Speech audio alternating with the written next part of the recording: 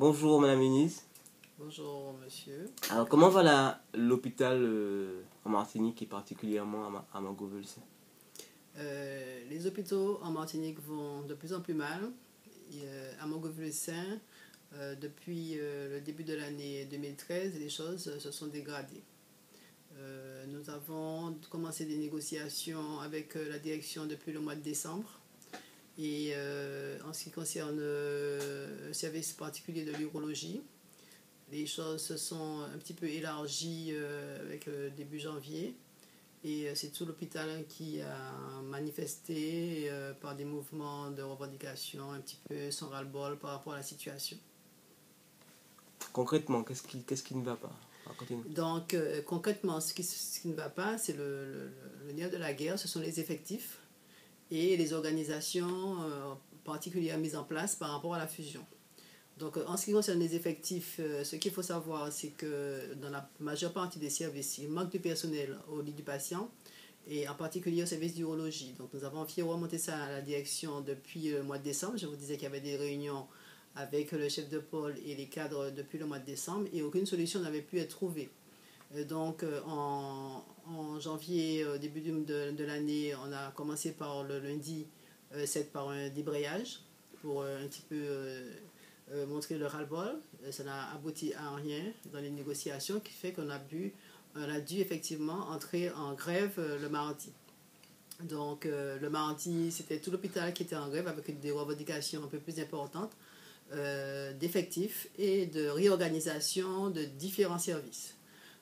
Après 3 jours de grève, nous avons pu tomber sur un protocole d'accord avec la direction pour la majeure partie des services, sauf pour le service du bureau des entrées où de graves problèmes et de gros problèmes continuaient à se faire sentir.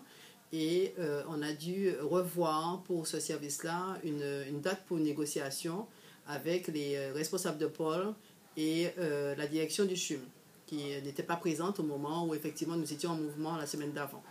C'est quoi les gros problèmes? Le gros problème, c'est qu'en fait, dans la bascule du CHUM et de la fusion, on a changé de logiciel au niveau de l'hôpital du Lamentin. C'est-à-dire, on avait un logiciel jusqu'à ce jour et on a dû changer puisque le logiciel mis en place et, pour les 3 établissements, c'est celui qui était en place au niveau du CHU de Fort-de-France.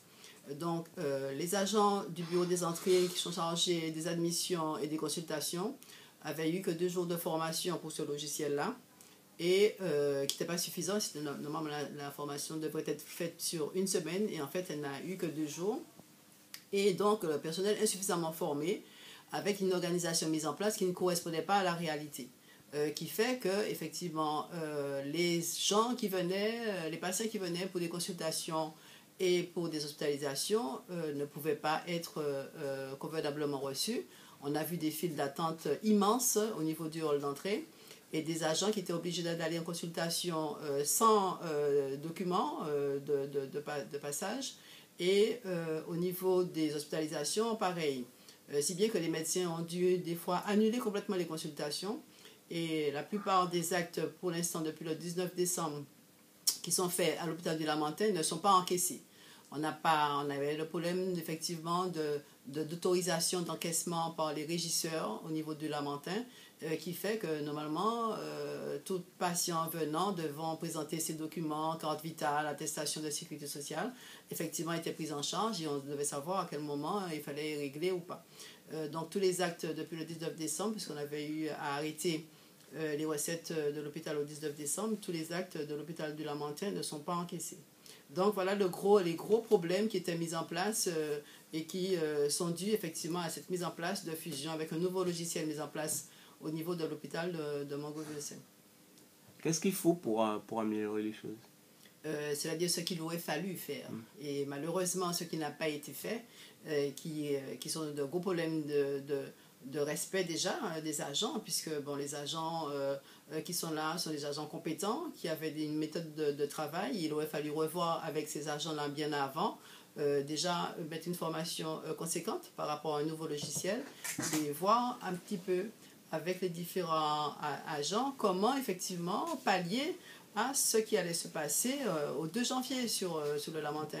voir avec le service comment effectivement mettre en place une organisation concrète pour que les choses se passent au mieux, surtout pour la prise en charge du patient en Martinique. Parce que c'était de longues files d'attente. On arrivait le matin à 6h30, et bien à 13h, on n'avait toujours pas son papier pour circuler. Et qui fait que certains repartaient des fois sans pouvoir faire les actes qu'ils étaient venus faire. Les médecins en avaient ras-le-bol, allumaient les consultations par ce temps d'attente qui était vraiment devenu très très long par rapport à cette organisation mise en place. Qu'est-ce que la direction propose? La direction donc a proposé des organisations mises en place qui permettront peut-être d'améliorer un petit peu cette prise en charge de nouveaux logiciels pour le bureau des entrées, je parle. Et donc les agents seront encadrés par des agents du CHU qui maîtrisent déjà ce logiciel-là, parce que c'est un logiciel du CHU qui a été installé.